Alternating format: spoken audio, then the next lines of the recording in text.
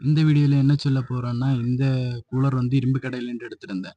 இந்த கூலருக்கு வந்து போர்டு தான் பிரச்சனை. இந்த போர்டு இல்லாம இது கூலர எப்படி ரன் பண்ணலாம்? இது எப்படி நமக்கு யூஸ்ஃபுல்லா ஆக்கலாம்? அப்படின்னு தான் சொல்லப் போறேன்.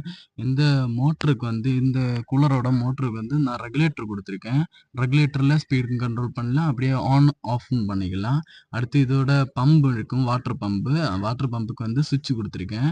அப்படியே இதுக்கு இன்னொரு வைசிங் வரும். அப்படின்னா அந்த ஃபேன் வந்து நம்ம காத்து லெஃப்ட், ரைட்ல மாறதுக்கு அந்த இதுக்கு வந்து நான் ஒரு ஸ்விட்ச் போட்டிருக்கேன். அப்படியே இது ஆன் பண்ணியும் காட்டுறேன். இந்த வெள்ளத்த எடுத்து வச்சுட்டு அப்படியே ஆன் பண்ணி காட்டுறேன். நீங்களே பாருங்க. நல்லா காட்டும் இருக்கும்.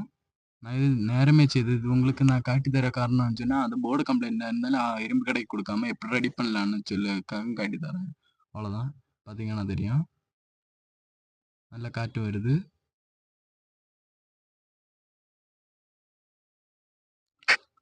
இந்த 2 ஸ்விட்சும் தான் அப்படியே அந்த ரெகுலேட்டர். இந்த வீடியோ இதோட முடிச்சுருக்கேன். இன்னொரு வீடியோ